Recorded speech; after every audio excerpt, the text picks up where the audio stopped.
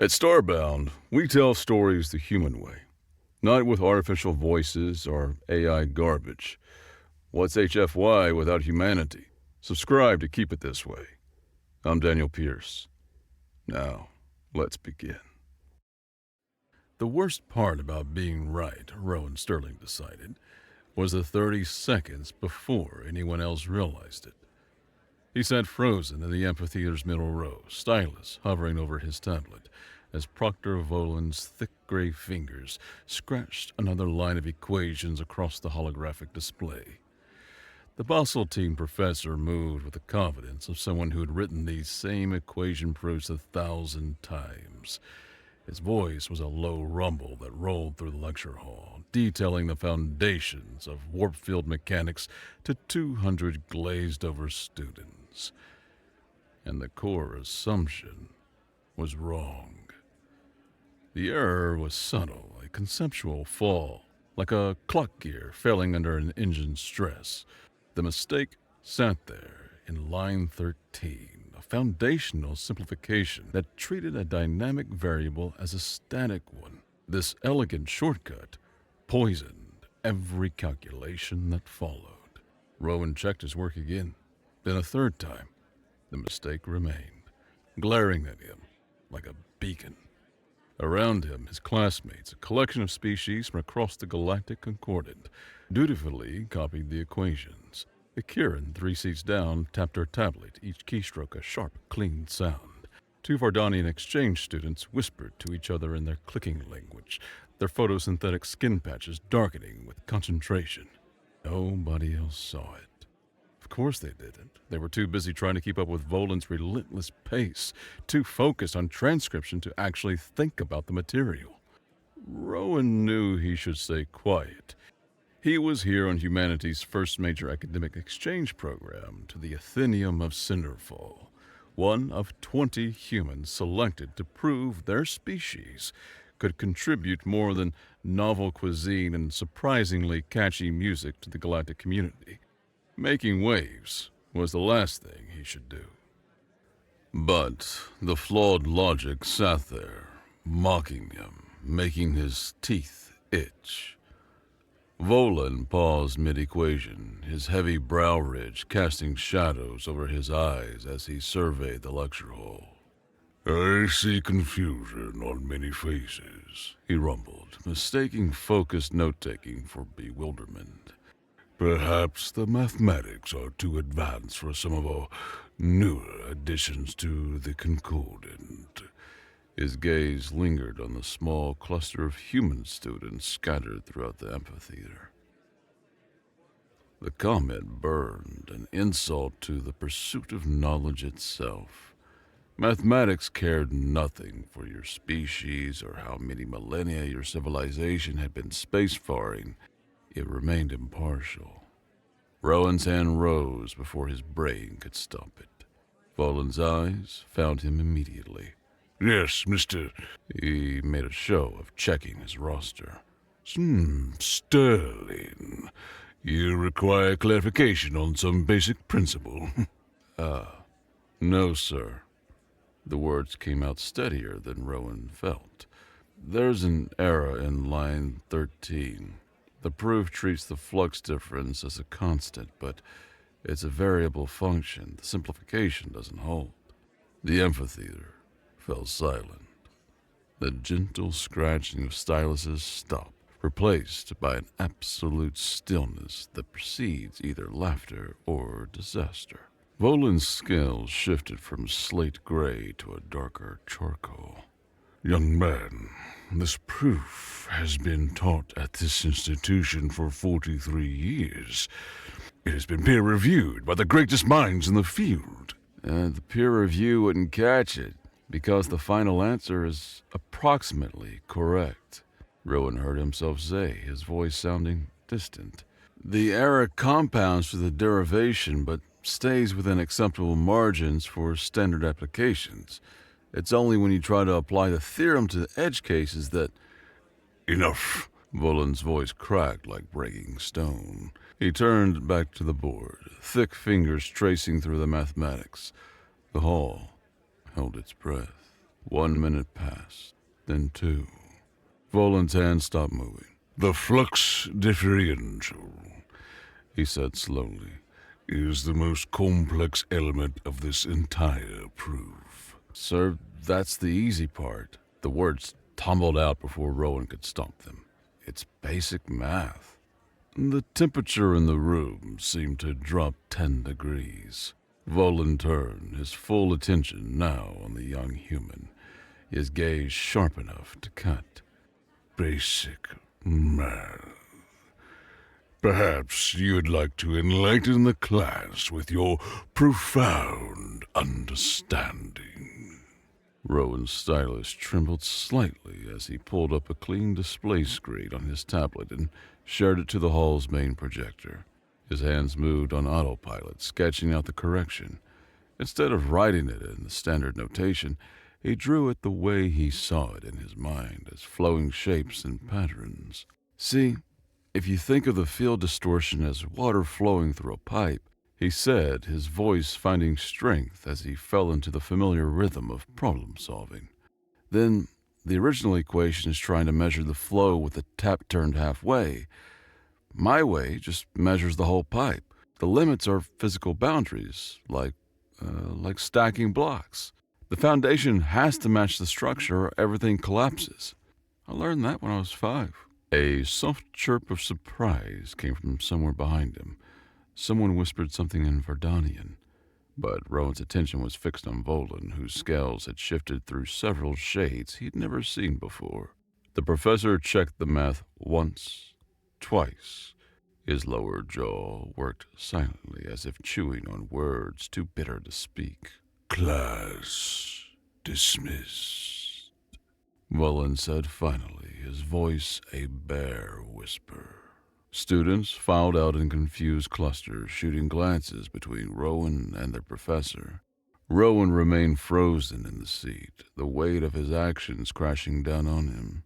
He had humiliated a senior faculty member and challenged decades of established teaching. His academic career was over before it had begun. As the last students trickled out, Rowan noticed a figure in the back row who hadn't moved. An elderly Cambrian, tall and thin, with an exoskeleton that shifted from bone white to soft lavender as he stood. The insectoid's forearms were folded in a pattern Rowan didn't recognize, and his large, liquid black eyes reflected the hall's lights like dark mirrors. The Cambrian tilted his head, an oddly human gesture, and then walked out without a word. Volan caught up with Rowan in the corridor outside, moving with surprising speed for someone of his bulk. His hand, easily twice the size of Rowan's head, landed on the human's shoulder with enough force to stop him mid-stride. My office, now. The walk felt like a death march. Other students pressed themselves against walls to let them pass, and Rowan caught glimpses of their expressions, shock, pity, and more than a little schadenfreude. The story would be all over campus within the hour. The human who thought he was smarter than everyone else, brought low by his own arrogance. Volan's office was exactly what Rowan expected, organized to the point of sterility, with data storage slabs of layered translucent silica arranged by date and not a single personal item in sight. The professor sealed the door and activated a privacy field that made Rowan's ears pump.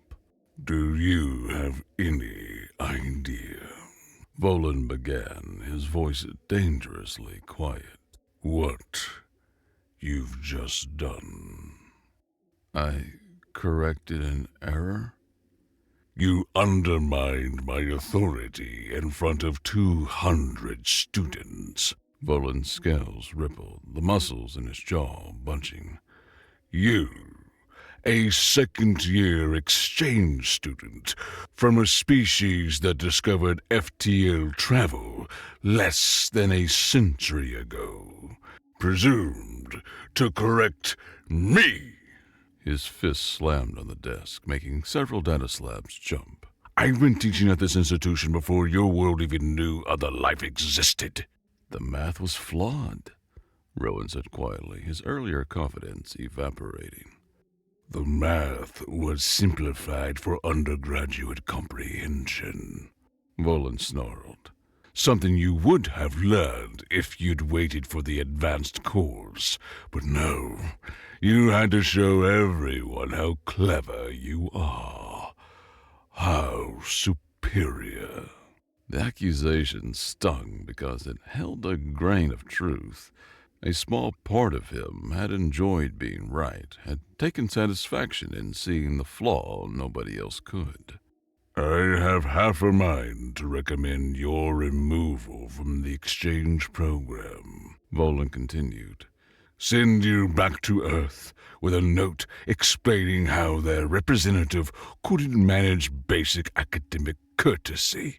Rowan's stomach dropped.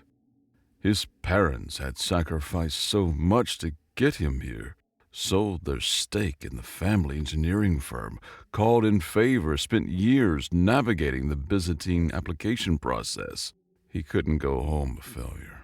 However, Volan said, and that single word felt like a lifeline. I am capable of mercy. You will submit a formal written apology to me and the entire class. You will acknowledge your error in judgment and promise to show proper respect for established academic hierarchy. Do this, and we can move past this incident. Rowan nodded quickly. Yes, sir, of course. I'll write it tonight. Good. Now, get out of my office. Rowan fled, his mind already spinning with shame and self-recrimination. He had been at Cinderfall for barely 6 months and had already proved every stereotype about humans true.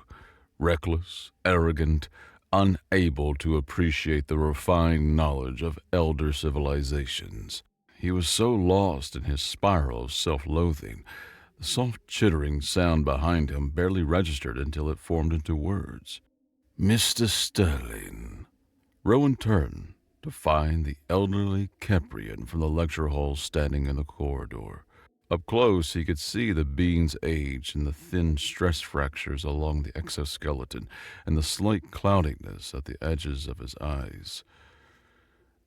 I'm Professor Emeritus Hesh, the Keprian said, his voice a series of soft clicks and whistles that somehow resolved into perfectly clear standard. I wondered if you might spare a moment to discuss your rather impressive display. If you're here to tell me how badly I screwed up, there's a line, Rowan muttered. Hesh's mandibles shifted, a gesture of clear amusement. On the contrary, I wanted to compliment you on seeing what generations of students have missed. He paused, his upper arms making a subtle gesture. Though, perhaps your delivery could use some refinement. The flaw was obvious once you looked at it properly. Obvious to you, perhaps. When you corrected the equation, you drew it as a physical system. Water through pipes, you said. Hesh gestured with a delicate claw. I saw your sketch. It was a diagram, a blueprint, rather than a formal proof. Is that common for your species? Rowan shrugged, uncomfortable with the scrutiny. Sometimes it's easier than thinking in pure abstractions. Easier. Hesh repeated the word as if tasting it. How fascinating. Would you mind walking with me? I find conversations flow better with movement. Having nothing better to do than return to his dormitory and wallow, Rowan followed the old Keprian through the university's winding corridors.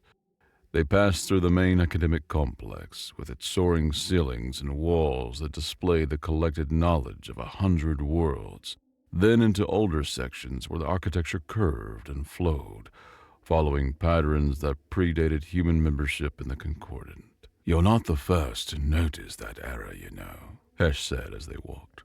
Approximately once per decade, a student sees it. They usually approach the professor privately, are told about the simplification, and that's the end of it. So I should have kept my mouth shut. That depends entirely on what you hope to accomplish. They entered the university's arboretum, a vast greenhouse containing flora from across the galaxy.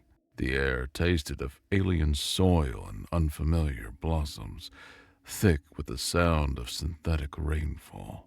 If your goal was to pass your courses quietly and graduate without distinction, then yes, silence would have been wise. But somehow, I doubt that's why you're here. I'm here because humanity needs to prove we belong, Rowan said, running his hand through his hair in frustration. And I just proved our ignorance of basic academic procedure. You prove that humans think differently. Hesh stopped beside a tree with bark like smoked glass that chimed softly in an artificial breeze. Do you know why the Concordant invited humanity to join, despite your relative technological inexperience? Our adaptability and novel perspectives, Rowan cited, the line every human heard during orientation. Platitudes for the press releases. The truth is more pragmatic. Hesh's lower arms folded behind his back as he gazed up at the tree. Every species in the Concordant has developed along predictable paths. We all discovered fire, metallurgy, electricity, atomic theory, and eventually FTL travel. The details varied, but the progression was remarkably uniform, except for humans. What do you mean? You went from powered flight to landing on your moon in less than 70 years. You developed subatomic computation before you had fusion power. Your entire technological evolution is backwards by our standards, chaotic, and that chaos is precisely what the Concordant needs. Hesh resumed walking, leading them away from the main paths into a section of the arboretum Rowan had never seen before. The plants here were older, wilder, their growth barely contained by the greenhouse walls. We've grown stagnant, Hesh continued. Our science advances, but only along predetermined paths. We've forgotten how to see problems from new angles, how to make the intuitive leaps that lead to true breakthroughs. It's why the Chancellor has been pushing her new disruptive innovation initiatives, trying to shake up the academic establishment. She knows we need young species like yours, those who haven't learned the right way to think yet. They stopped before a door hidden behind a curtain of vines that pulsed with a soft internal light, attracting nocturnal pollinators. Hesh pressed his upper right hand against a scanner and the door clicked open. Would you like to see something interesting? Hesh asked. Curiosity overcoming caution, Rowan followed him through. The hallway beyond differed from the rest of the university. Dust motes danced in shafts of light from grimy windows. The walls were bare metal, devoid of interactive displays that covered every other surface on campus. It felt forgotten, abandoned. This is the old theoretical physics wing, Hesh explained as they walked. Closed to students since before you were born, I imagine. Why? Because this is where careers come to die. Hesh's tone was light, but it carried an undercurrent of old pain. Where professors who've fallen from grace are allowed to pursue their research in peace, far from impressionable young minds. They stopped at a door marked only with a number, 2839. Hesh opened it, revealing an office that was a stark contrast to Volan's sterile workspace. Every surface was covered with papers, data tablets, and old-fashioned printed books.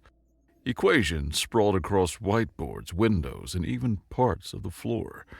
The room was a testament to either genius or obsession, possibly both.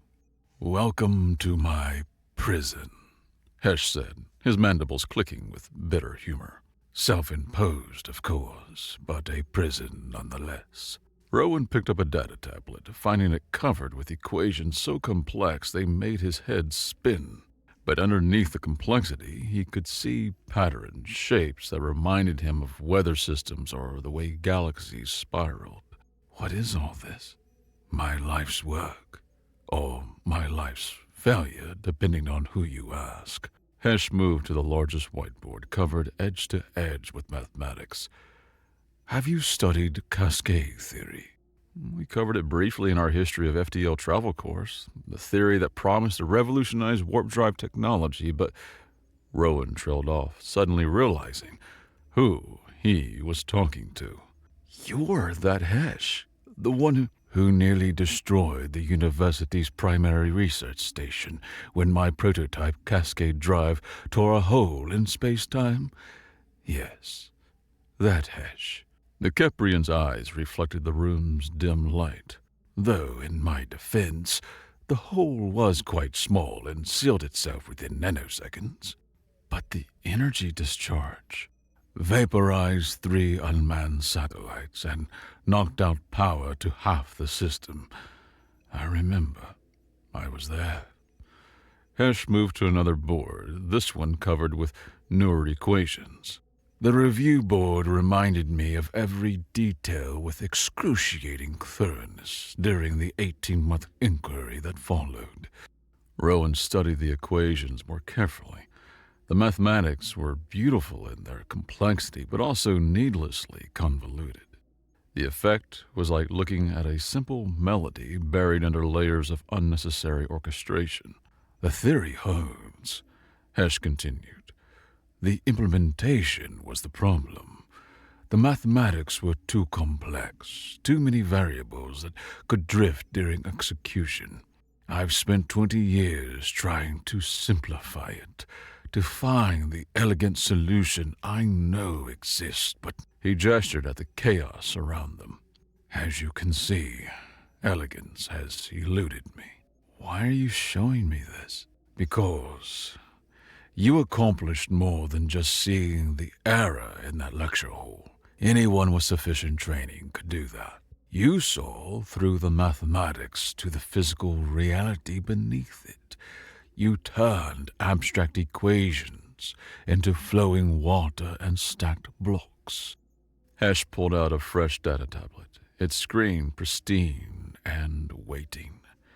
"I have a proposition for you, Mr. Sterling.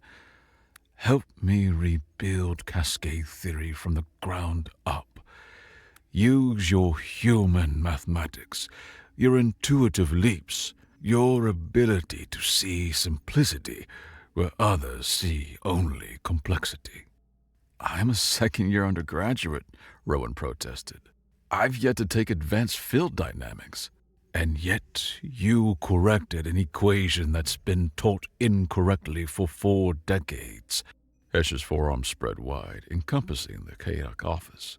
"I don't need another mathematician who thinks the right way.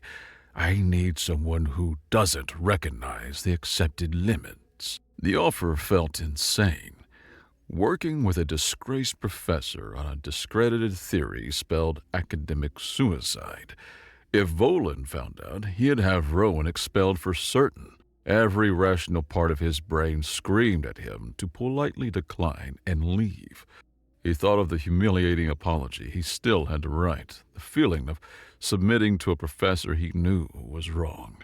Was this what the next few years would be? Staying silent, following flawed rules? Something in those equations, patterns that made his fingers itch to simplify them, to strip away the unnecessary complexity and find the truth underneath. What would this involve?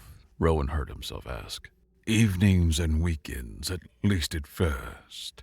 We'd need to be discreet. My reputation will do you no favors, but if we succeed... Hesh's eyes brightened. If we can prove cascade theory works, It would revolutionize FTO travel, reduce energy requirements by 90%, make warp drive accessible to species who can't generate the massive power current systems require. And if we fail, then you'll have wasted some time with a bitter old academic reliving his glory days. Hesh's honesty felt refreshing after Volan's posturing. But you'll also have learned to see physics in ways your conventional education could never teach you. Rowan looked around the chaotic office again. 20 years of work, 20 years of isolation, all for a theory everyone else had written off. This was exactly the kind of stubborn, audacious pursuit that humans were known for. He had already been punished for being right once. He might as well make it count. "When do we start?" he asked.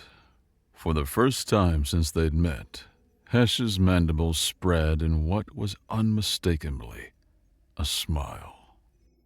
Their first working session was scheduled for 3 days later, enough time for Rowan to submit his forced apology to Volan and weather the storm of gossip that followed. The written apology was painful to write, each word a small betrayal of the truth, but he'd done it. The public reading to the class was worse.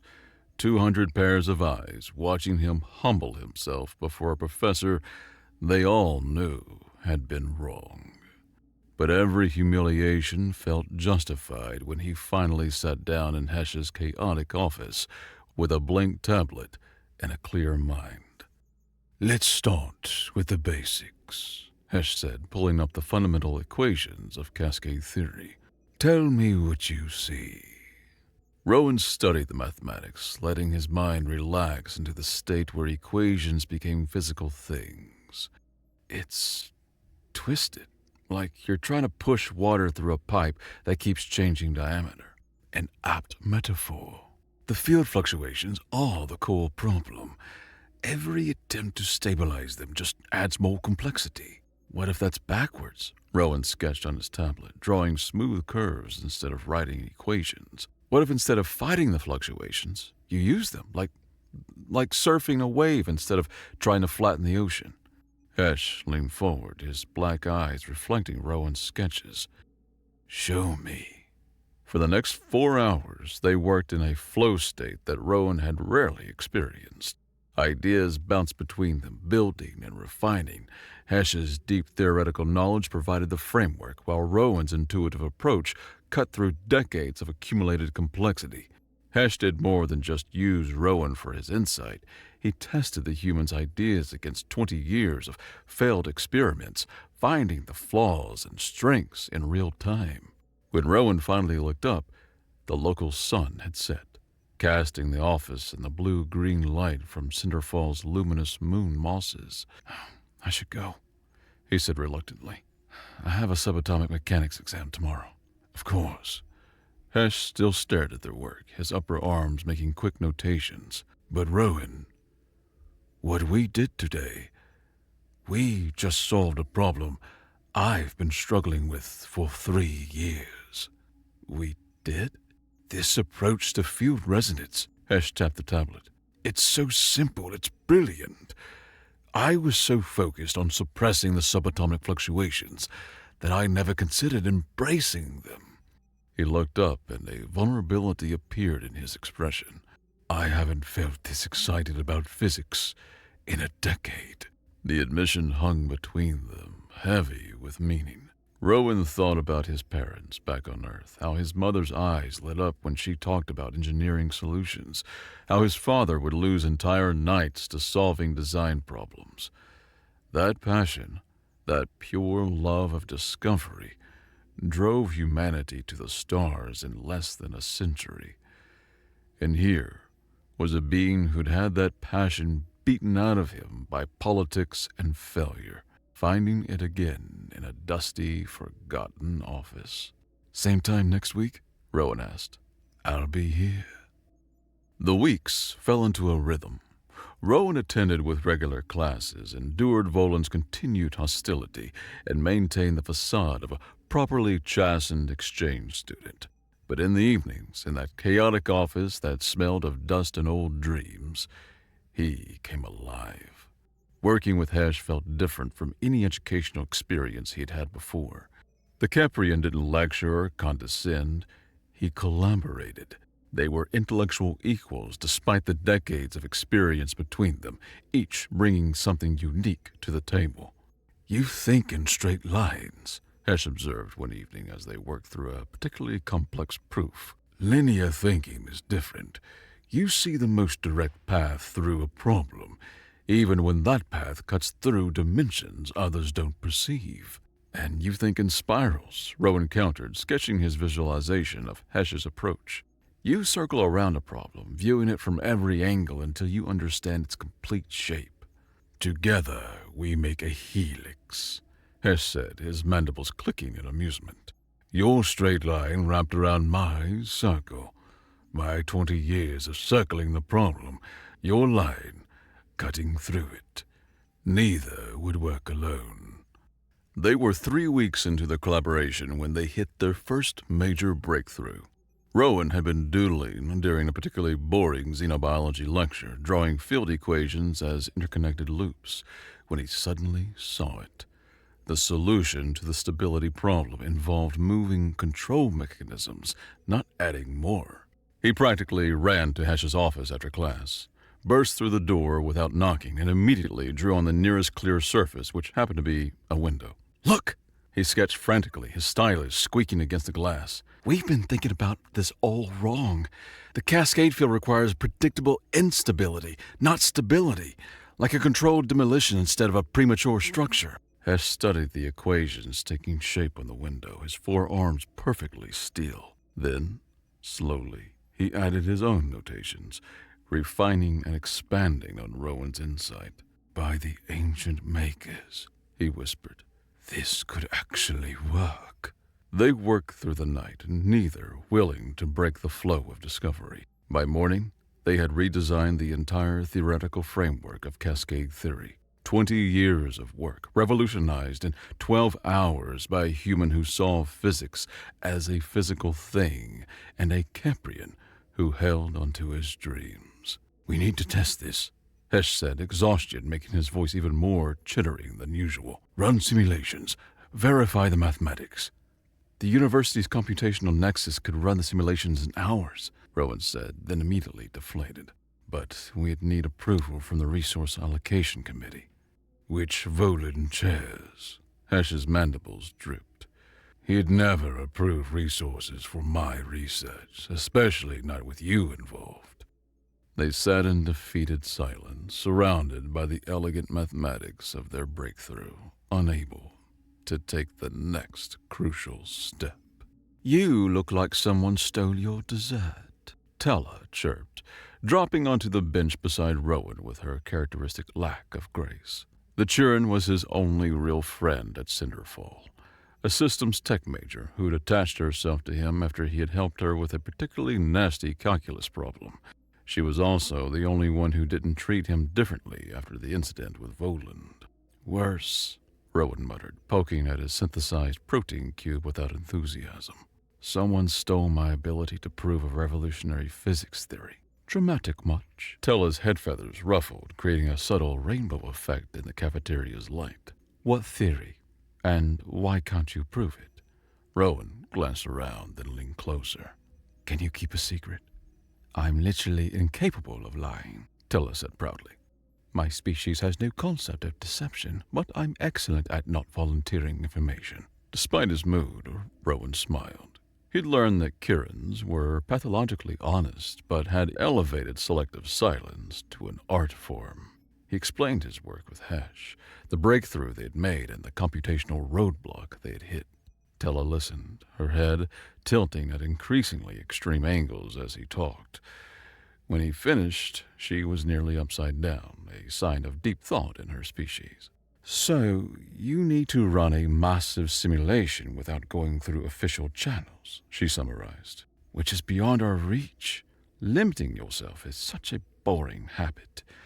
Tella righted herself, her feathers now shifting through shades of electric blue, excitement, if Rowan remembered his xenobiology correctly.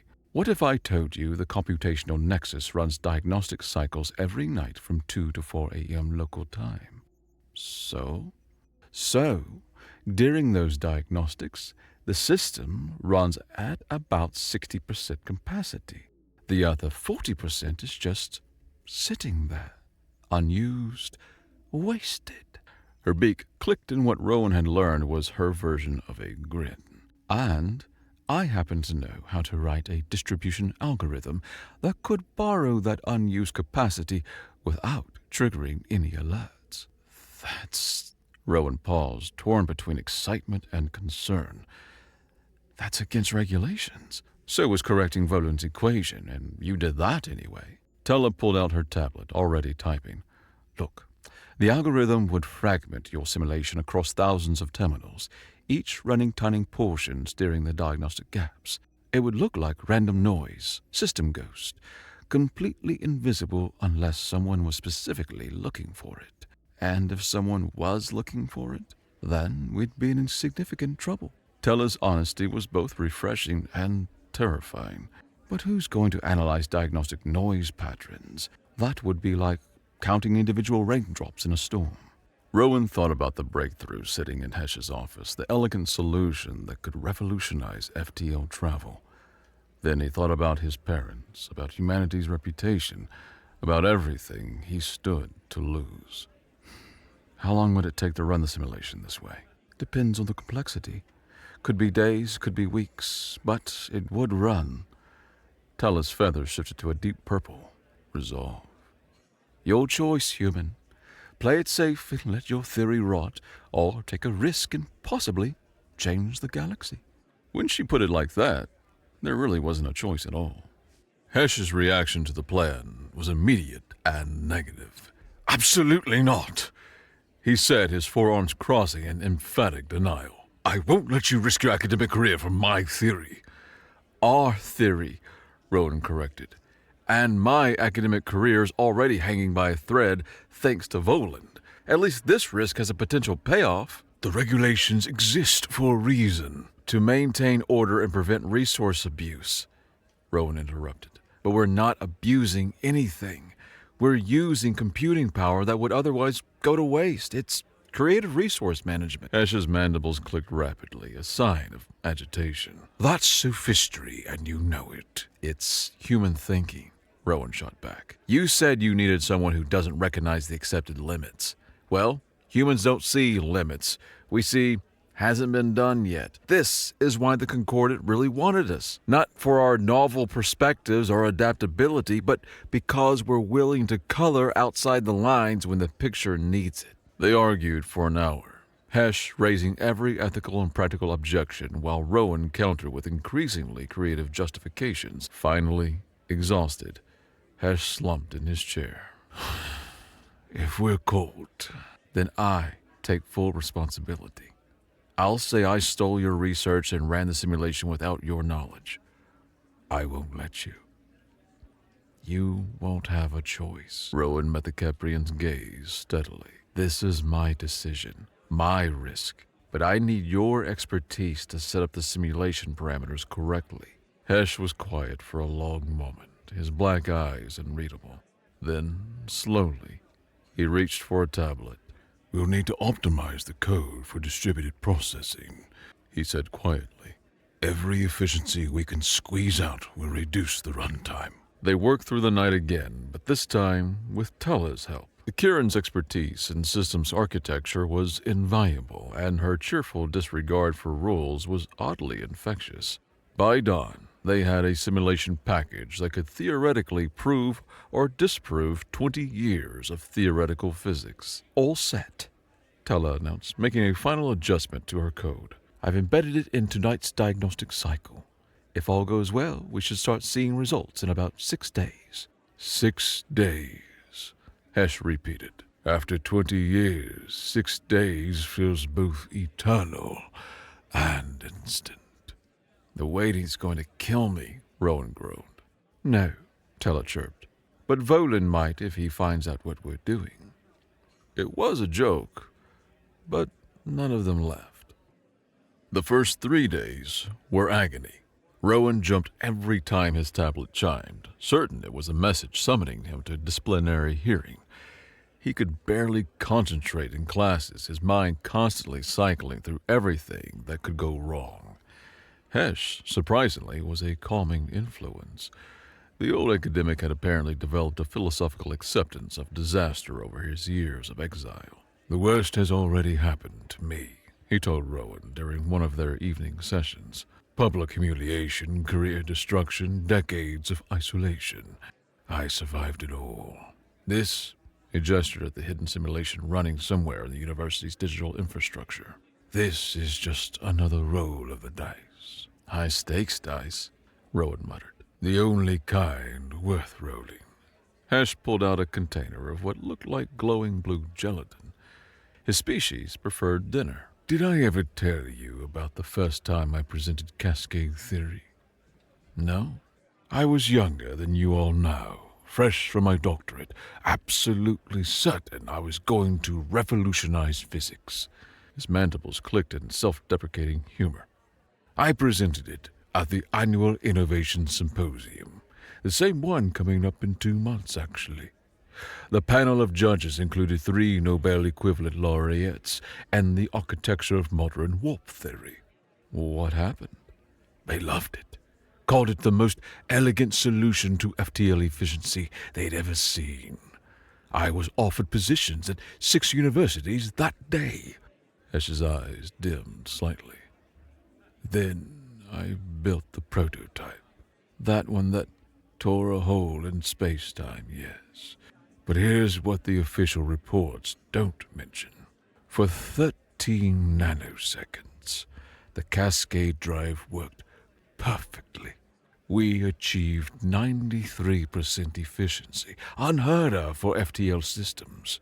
Then the field destabilized because I'd made an error in the containment calculations. One small mistake that cost me everything.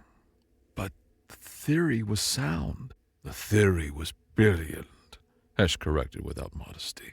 "But brilliance without care is just elaborate failure. That's why I need you, Rowan. You see simple solutions my complex mind overlooks." They sat in comfortable silence, each lost in their own thoughts. Then Rowan's tablet chimed with a message from Tella. "Day 3 complete. No detection. 47% processed."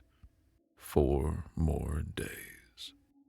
On day 5, Volan called Rowan into his office. The walk there felt like approaching an execution. Had Volan discovered their unauthorized simulation? Had someone noticed the diagnostic anomalies? Rowan's mind raced through possible excuses and explanations, finding none that would satisfy the rigid baseltine.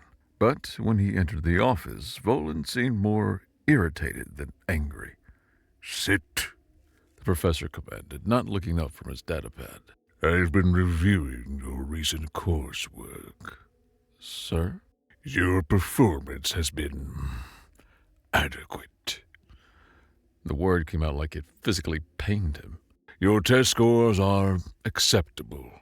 Your assignments complete. You've shown proper deference in class discussions." Rowan waited, sensing a trap. "However," Volan continued, "Professor Greylick from Xenolinguistics mentioned seeing you frequenting the deep archives, researching obsolete theories and discredited hypotheses. An odd place for a physics student." "I find the history of scientific thought fascinating," Rowan said carefully. Volan's scale shifted to a muddy brown. Skepticism. "See that your fascination doesn't distract from your actual studies. The past is littered with failed ideas for a reason, Mr. Sterling. Focus on the proven, the established, the verified. That is the path to academic success." "Yes, sir." "You may go." Rowan left the office on shaking legs. Volan didn't know about the simulation, but he was watching. they'd have to be even more careful. That evening, Tella met him in Hesh's office with a grim expression. "Good news and bad news," she announced. "Good news, the simulation is at 91%. We'll have results tomorrow night." "Bad news?" Hesh asked. "Someone initiated a low-level diagnostic audit on the archive server clusters. It's probably routine, but the timing is suspicious. An automated system flagged a statistical anomaly in the patterns, and now a manual review is queued up." She ruffled her feathers anxiously. "Someone will look at it eventually." "Voland," Rowan said. "He knows I've been in the archives. He must have requested it." "How long do we have?" Hesh asked. "Days, weeks, depends on how bold the IT department is." Tella pulled up the data on her tablet. "The pattern is subtle, but it's there. Consistent processing spikes across seemingly random terminals, all correlating to a hidden framework." "Can you mask it?" "Not without stopping the simulation, and we're so close." "Then we continue," Hesh said firmly.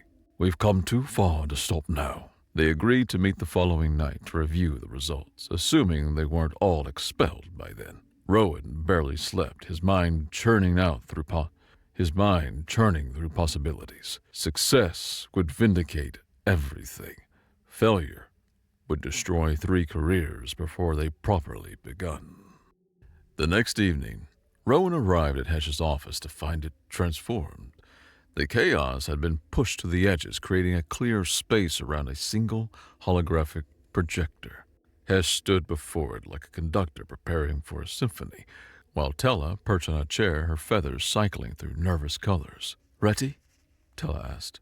Rowan nodded, not trusting his voice. She initiated the data transfer, and the projector came alive with cascading numbers and equations. For a moment, it was just noise, thousands of fragments reassembling themselves into a coherent whole. Then, the visualization rendered. A perfect, stable cascade field rotated in the air before them. Energy readings showed 94% efficiency. Fluctuations remained within acceptable parameters. Every metric was green. "It works," Hesh whispered, his voice barely audible. "By the ancient makers, it actually works." Rowan stared at the proof of their theory. Their weeks of secret work, their creative interpretation of university resources. It was beautiful. It was revolutionary.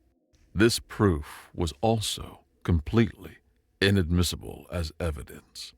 "We can't publish this," he said, the realization hitting like cold water. "Any data obtained through unauthorized means would be rejected by peer review." "We could rerun the simulation through proper channels," Tella suggested, but they all knew Volan would never approve it.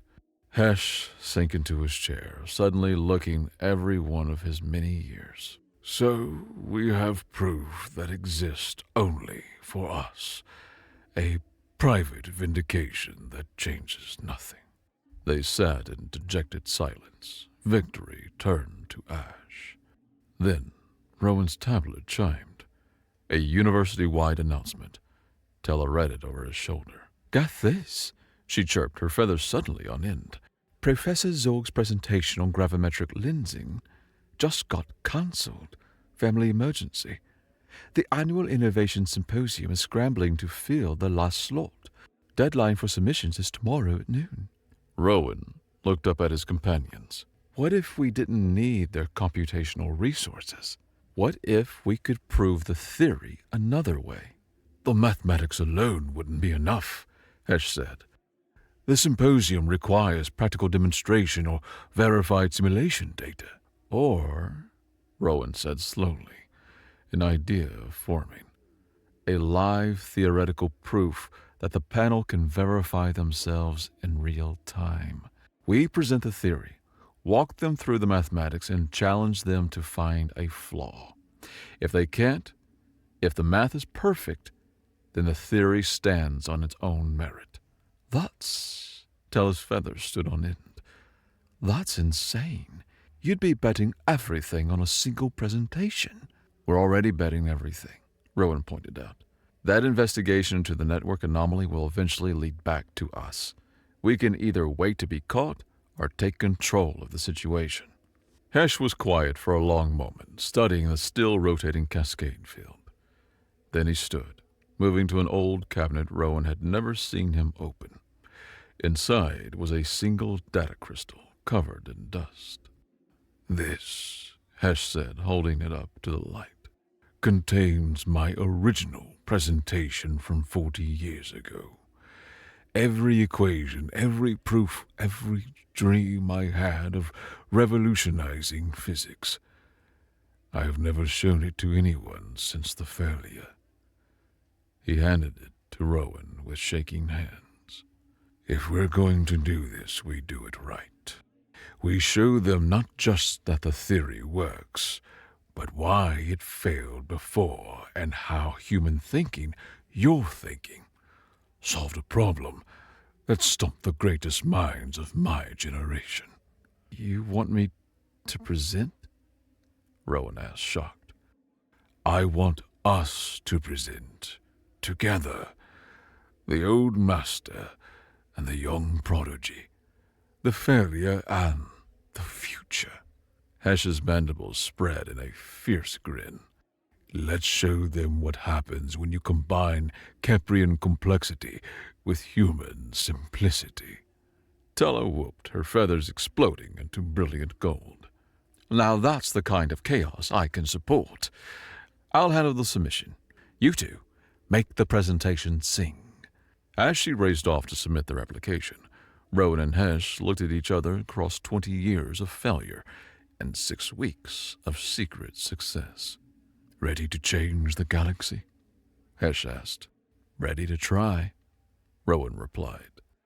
The notification came the next afternoon. Their submission had been accepted for the final slot of the symposium. 2 weeks to prepare for the most important presentation of their lives. Word spread quickly through the university.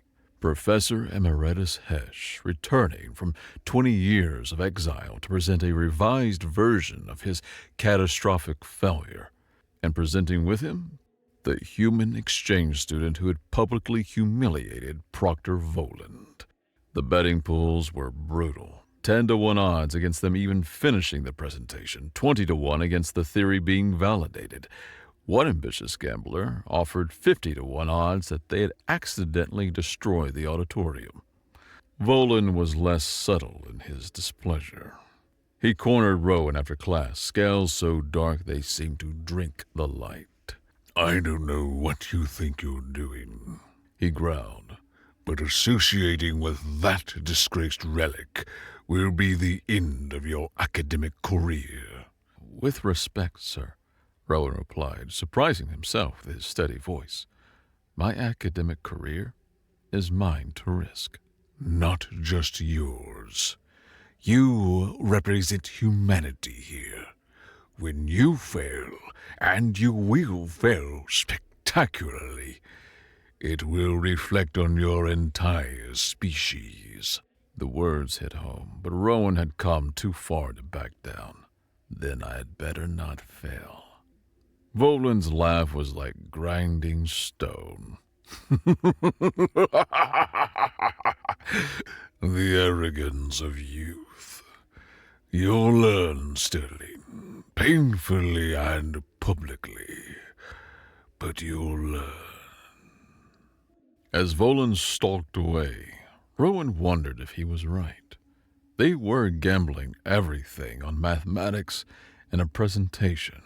If they failed, it wouldn't just destroy their careers.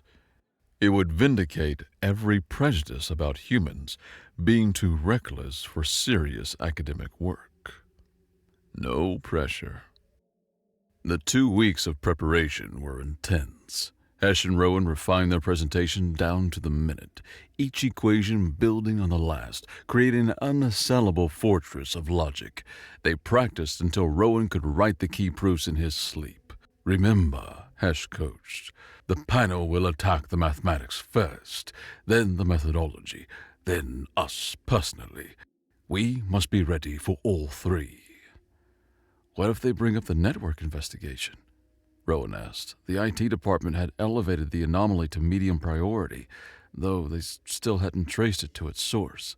"We tell the truth," Hesh said simply. that we found a way to verify all theory without stealing resources, merely borrowing unused capacity. Frame it as innovation, not violation. Tella helped them prepare for the technical question, her systems expertise invaluable in explaining how the distributed simulation had worked. She also appointed herself as their morale officer, which mostly meant bringing them food and forcing them to take breaks. "You're going to be brilliant," she assured Rowan the night before the symposium. "Either that or you'll crash and burn so spectacularly that you'll become a legend. Win-win, really." "Your pep talks need work," Rowan told her. "I'm being optimistic. Do you know how many presentations at the symposium are just boring incremental improvements? Yours will at least be interesting." Despite everything, Rowan laughed. Trusted Kieran to find the silver lining in potential catastrophe. The night before the presentation, Hesh gave Rowan his old data slate, the one containing all his original work on cascade theory. "I want you to lead the presentation," he said. "What? No, this is your theory." "Which failed when I presented it alone. But together, we succeeded. You should be the voice of that success." Hesh's eyes reflected the office's dim light. "I've had my time at the podium. 20 years ago, I stood there believing I had all the answers. Now I know better. The greatest discoveries come not from individual brilliance, but from collaboration, from different minds seeing different angles of the same truth." "We present together, or not at all," Rowan insisted. Hesh's mandibles clicked in amusement. Stubborn. Very human of you. Very well. Together. But you lead. Your voice, your vision, guided by my experience." They worked until dawn, making final adjustments, and then tried to rest. Rowan managed 3 hours of fitful sleep filled with anxiety dreams of equations that wouldn't balance in audiences that laughed at his human presumption. When he woke, there was a message on his tablet from his parents. "Heard about your presentation from the university newsletter. We're proud of you, no matter what happens. Love, Mom and Dad." He almost broke down then, the weight of everything crashing over him. In 12 hours, he had either revolutionized physics or become a cautionary tale about human hubris. No pressure at all. The auditorium was packed, every seat filled, with more beings standing along the walls. The annual Innovation Symposium was always well attended, but word of Hesh's return had drawn crowds from across the university and beyond. Rowan spotted faculty members who had traveled from other institutions, drawn by curiosity or schadenfreude. Volan sat in the front row, center seat, his presence as subtle as a boulder in a garden. The presentations before theirs blurred together. Something about improved protein synthesis, a new model for planetary atmospheric analysis, innovations in communication that Rowan would normally find fascinating, but currently couldn't focus on. Then, the announcer called their names. The walk to the podium felt infinite. Rowan's legs moved automatically while his mind ran through the opening equations one more time. Beside him, Hesh moved with surprising grace. His forearms held in a formal pattern Rowan recognized as a Keprian gesture of respect to the audience. They reached the podium. The auditorium fell silent. Rowan's throat was dry, his hands trembling slightly as he activated the holographic display. The first equation appeared, simple, elegant, foundational. 40 years ago, he began, his voice cracking slightly before finding its strength. Professor Hesh presented a theory that promised to revolutionize faster-than-light travel. It failed, catastrophically, and has been used as an example of theoretical overreach ever since. Murmurs rippled through the audience. In the front row, Volan's scale shifted to a satisfied bronze. But The failure wasn't in theory, Rowan continued, his voice gaining confidence. It was in the execution. The mathematics were correct, but overcomplicated, a foundational simplification that became a dogmatic roadblock. The old approach was like performing surgery while wearing boxing gloves. What Professor Hash and I have done is remove the gloves. He gestured, and the equations began to transform. The complex Keprian notation simplified into flowing diagrams, the abstract mathematics becoming almost tangible.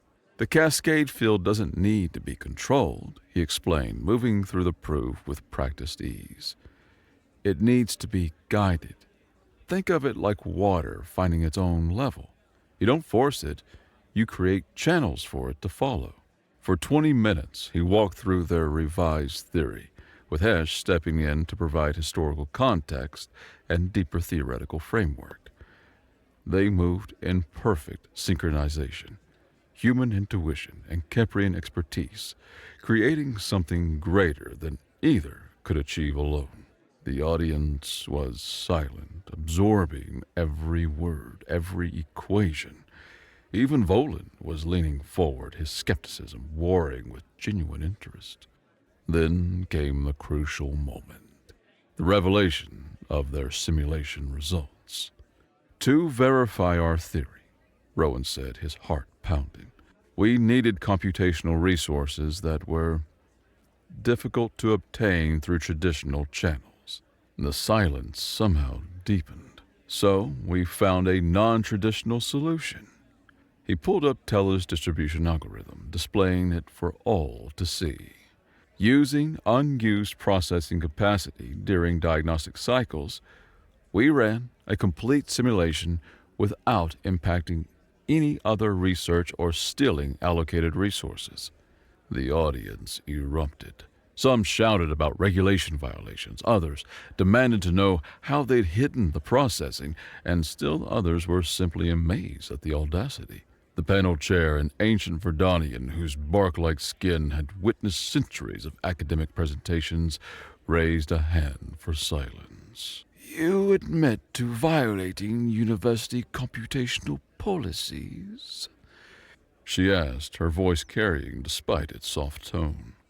We admit to using resources that would otherwise go to waste, Hesh interjected, stepping forward. Every night, 40% of the computational nexus sits idle during diagnostics.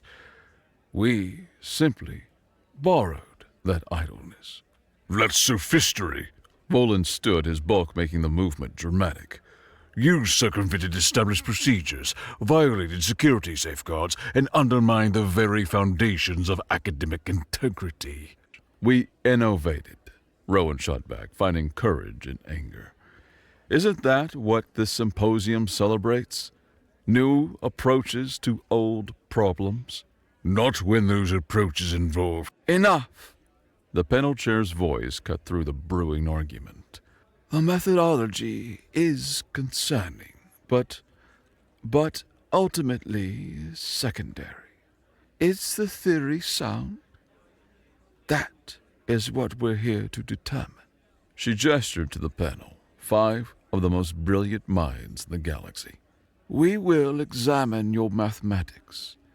If we find a single flaw, a single unjustified assumption or logical error, your presentation ends. Agreed. Rowan and Hesh exchanged glances, then nodded. What followed was the most intense hour of Rowan's life. The panel dissected every equation, challenged every assumption, attacked the theory from angles he hadn't even considered. But for each challenge, he or Hesh had an answer. The mathematics held. The logic was unassailable. Finally, the ancient Verdanian turned to Volan. Proctor, you've been notably silent during our examination. As an expert in warp field mechanics, what is your assessment? Volan stood slowly, his scales cycling through colors Rowan couldn't interpret. The entire auditorium held its breath. The mathematics, He said, each word seemingly dragged from him. are sound. Rowan nearly collapsed with relief, but Volan wasn't finished. However, sound mathematics and practical application are vastly different things. Professor Hess's original theory was also mathematically sound, and we all know how that ended. Then we built a prototype, Rowan said, the words out before he could stop them. Give us the resources, and we'll prove it works in practice, not just theory. The panel murmured among themselves. Building a prototype cascade drive would be expensive, potentially dangerous, and would require significant university resources. I have a better idea. The Chancellor's voice rang out from the back of the auditorium. Everyone turned as she walked forward, her ceremonial robes marking her as the highest authority at Cinderfall. For some time, the university has been debating how to implement our new disruptive innovation initiative. We have been looking for ways to regulate unconventional research methods, the kind of creative rule-bending that Mr. Sterling and Professor Hesh have demonstrated. She reached the front, her gaze sweeping across the crowd. What if we use this as a test case? We provide resources for the prototype, but we also formalize their approach. We can create a provisional framework for how researchers can utilize unused computational resources, turning their violation into a sanctioned procedure. You want to reward them for breaking rules? Volan asked, incredulous. I want to channel the inevitable human tendency toward creative interpretation of regulations into something productive, the Chancellor replied, with what might have been humor. If we're going to have humans at this institution, we need to adapt to how they think, not just expect them to conform to how we think. She turned to Rowan and Hesh. Build your prototype. If it works, Professor Hesh's reputation is restored, and Mr. Sterling will have contributed to one of the most significant advances in FTL technology in a generation. If it fails, she paused. If it fails, you both accept the consequences without complaint. Know also that until this project is complete, you and your Kyrian accomplice are on academic probation. Innovation does not grant immunity from accountability. Agreed. Agreed. The auditorium erupted in discussion, debate, and no small amount of wagering on the outcome, but Rowan barely heard it. He looked at Hesh, whose eyes were bright with a purpose that had been missing for 20 years.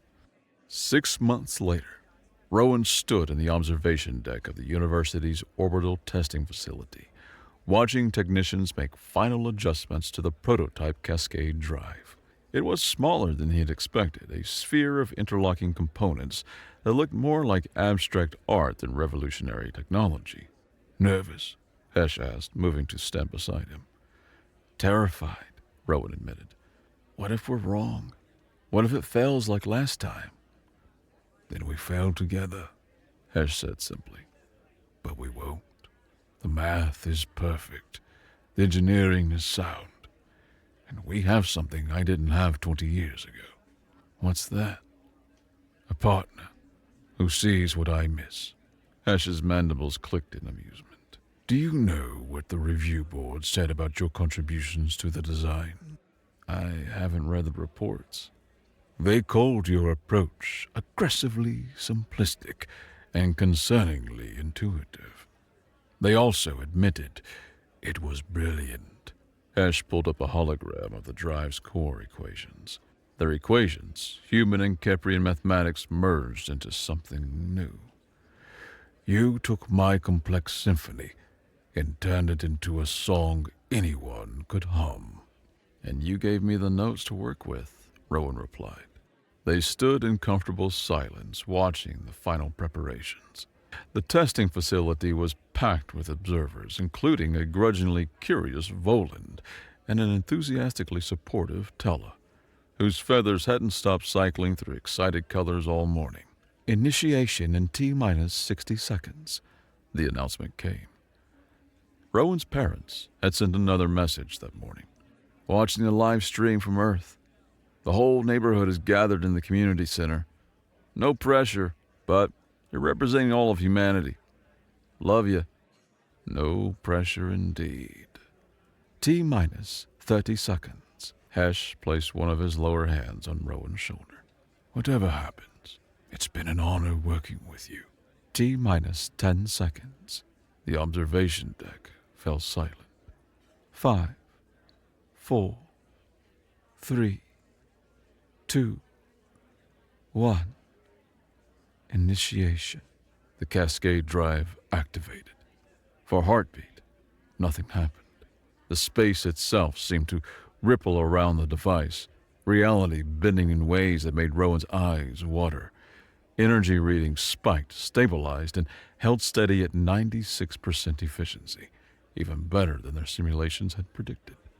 A perfect, stable wormhole opened before them, a doorway to anywhere in the galaxy that required a fraction of the power current technology demanded.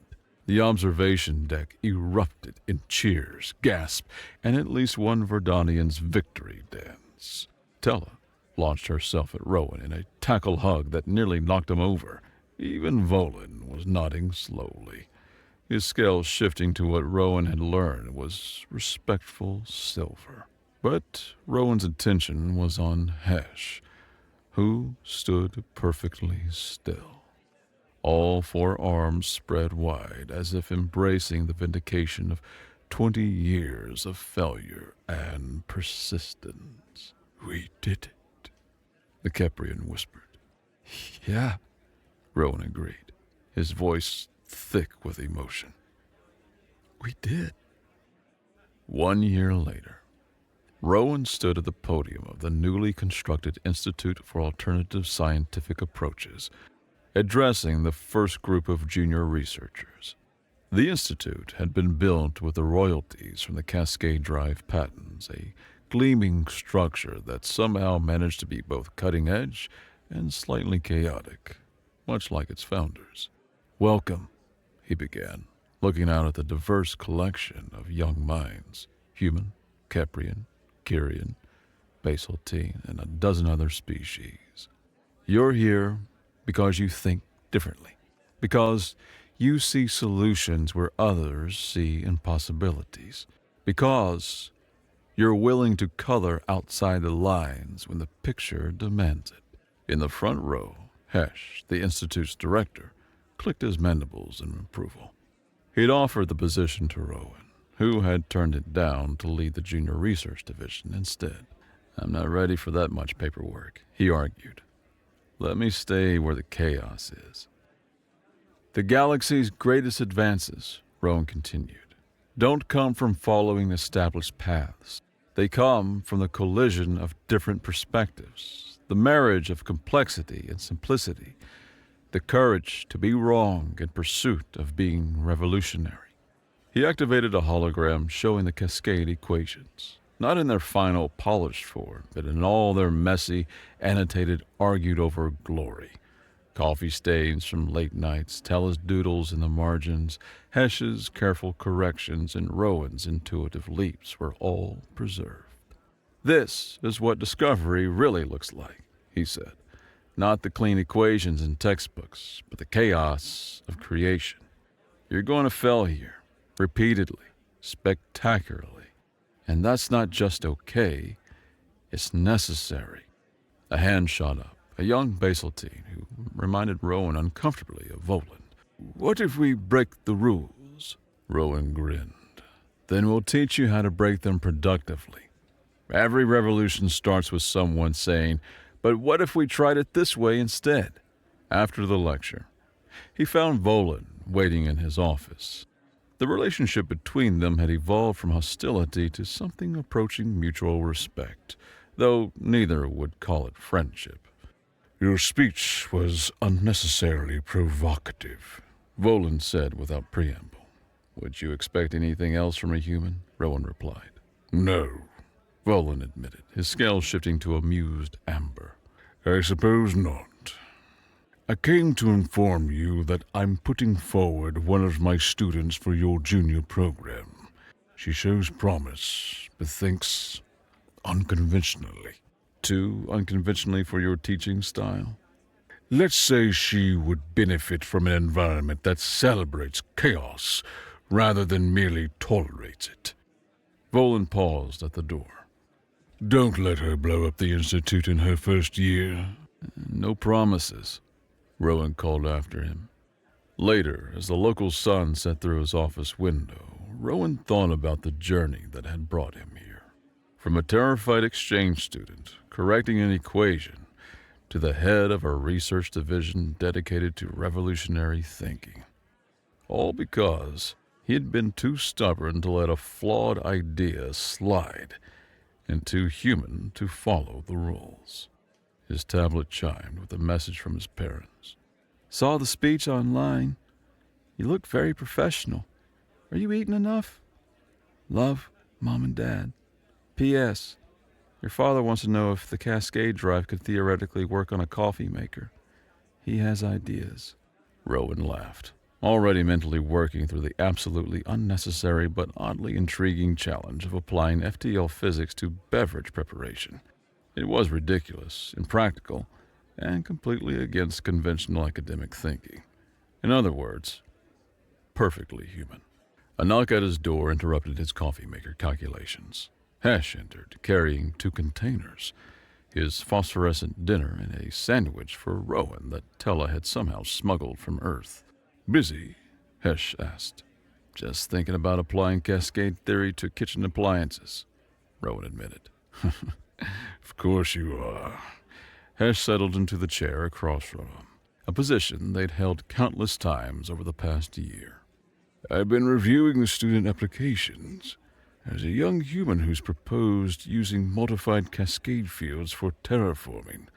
Completely impractical with the current technology, but theoretically sound. With the right guidance, she could revolutionize planetary engineering." Hesh paused. "She reminds me of someone I know. Brilliant, stubborn, and completely unwilling to accept that something isn't possible just because it's never been done." "Sounds like trouble," Rowan said with a grin. "The best kind," Hesh agreed. They sat in comfortable companionship. The master who had learned to embrace simplicity, and the student who had learned to appreciate complexity, planning the next generation of revolutionary discoveries. Outside, the stars shone with infinite possibility. Each point of light a problem to solve, a theory to test, a rule to creatively reinterpret. The galaxy was vast, full of established truths waiting to be challenged and audacious problems waiting for someone naive enough to solve them. Good thing humans didn't know what was impossible.